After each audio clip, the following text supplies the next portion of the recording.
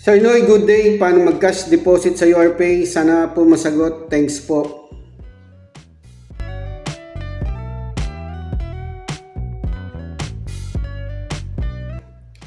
Yo, what's up kabayan? And mag-add money po tayo. STC Bank to URPay. Gamit po yung STC Bank Mada Visa card natin.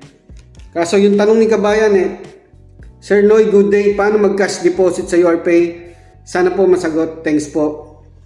Kung tanong dito ni kabayan yung sa ATM machine mismo sa cash deposit, hindi ko pa po siya na-try at parang wala pa po atang option na ganon.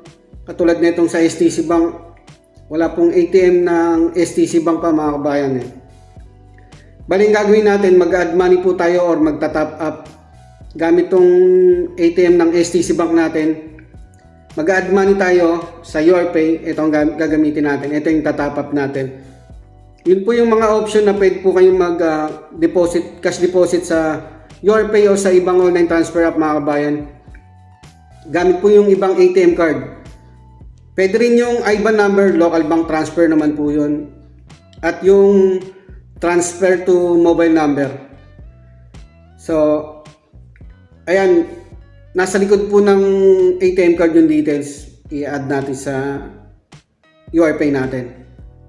Simulan na po natin. Login lang po kayo sa URPay app nyo.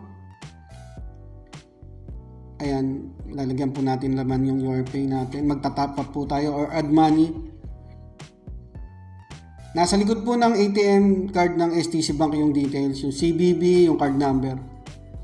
Click nyo tong add money or top up. Tapos bank card.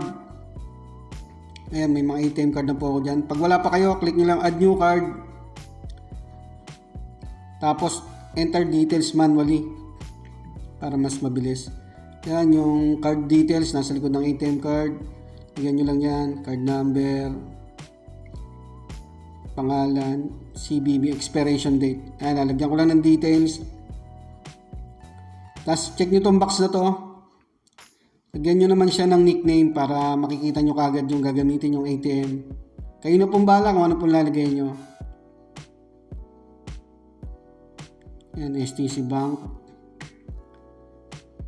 Tapos, okay na, siguro yung tama yung details. Click nyo na yung next.